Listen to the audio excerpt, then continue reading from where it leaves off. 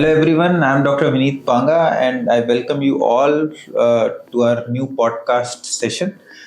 We today have Dr. Achal with us, who is head of Department of Pain Medicine at BLK Max Super Speciality Hospital, New Delhi. Welcome, Dr. Achal. Thank you.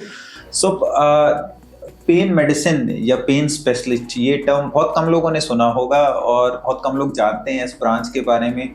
तो doctor आंचल, आप बताएं कि pen medicine या pen specialist क्या procedure कर सकते हैं, क्या डिफरेंट है इस डिपार्टमेंट में, क्या क्या डिजीज ऐसी हैं जिनका आप ट्रीटमेंट करते हैं और किस तरीके से? बिल्कुल।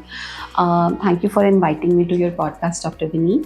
Pen medicine speciality actually focus करती है कॉज ढूंढने में पेन का, और हम लोग मतलब जो ट्रीटमेंट हम देते हैं वो कॉज बेस्ड होता है।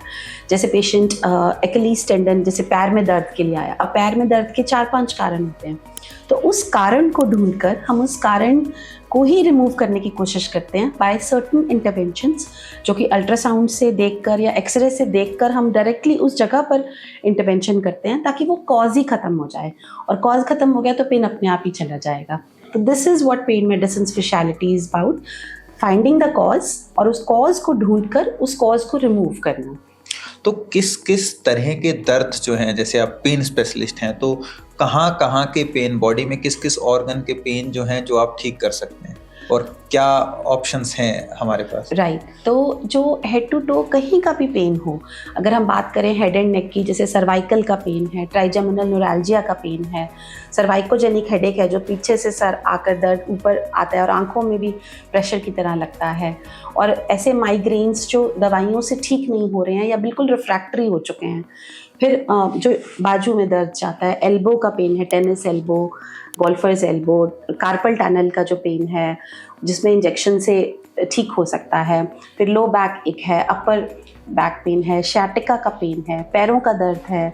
तो जो भी कारण है दर्द के, जब मेडिकल मैनेजमेंट फिजियोथेरेपी काम नहीं करती या साइड इफ़ेक्ट्स बहुत होते हैं, तो उस सारे ही केसेस में इंटरवेंशंस और कुछ ऐसे इंजेक्शंस होते हैं जिससे बहुत फ़ायदा हो सकता है। हाँ, तो बहुत सारे ट्राइजेमिनल न्यूरैलिया के पेशेंट्स तो बीइंग न्यूरोलॉजिस्ट मेरे पास आते हैं और उनमें से बहुत लोगों को हम इंजेक्शन सजेस्ट भी करते हैं। एंड इफ यू रिमेंबर, हमारे 1-2 पेशेंट्स को आपने लगाया भी है। हाँ। और जो कि काफ़ी अच्छा कर रहे हैं।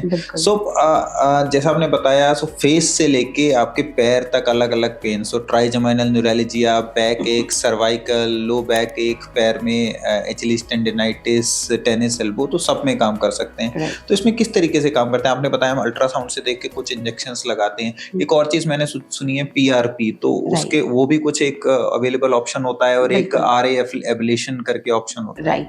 तो ये जो PRP है, प्लेटलेट रिच प्लाज्मा, और RFA, ये दो एक टूल्स होते हैं पेन फिजिशियन के।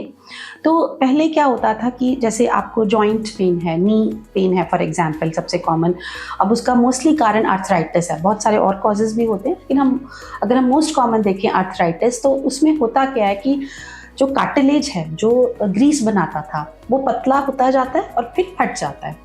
जब वो पतला हो रहा होता है तो नी में पेन शुरू होता है क्योंकि ग्रीस कम बन रहा है। फिर एक बार वो फट गया तो ग्रीस बनना बंद हो गया, जिसकी वजह से ज़्यादा दर्द होता है। अब पहले क्या होता था कि कार्टिलेज फटने से जो सूजन आती थी उसके लिए हम स्टेरॉइड इंजेक्ट कर देते थे, तो दर्द थोड़े टाइम के लिए कम हो जाता था, या फिर ग्रीस का इंजेक्शन लगा देते थे जिससे कुछ 6 महीने 8 महीने काम चल जाता था।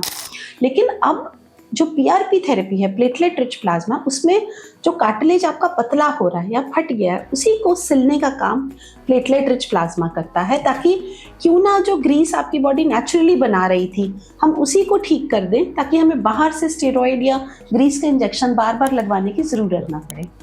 और जो रेडियो फ्रीक्वेंसी एब्लेशन की हमने बात की, वो बेसिकली जैसे ट्राइजेमिनल न्यूरैल्जिया है, आप इसमें बाहर से दवाइयाँ देते हैं नस को शांत करके रखने की, लेकिन कभी कभी वो दवाइयाँ इतनी ज़्यादा हो जाती हैं कि मरीज़ को साइड इफ़ेक्ट होता है, या फिर वो दवाइयाँ पहले तो अच्छा काम करती हैं पर इवेंचुअली काम नहीं करती कुछ परसेंटेज ऑफ पेशेंट्स में। तो उनमें उसी नस को हम RFA नीडल से उस नस तक जाते हैं, और वो नस हमें कैसे दिखती है? एक्सरे और अल्ट्रासाउंड की मदद से।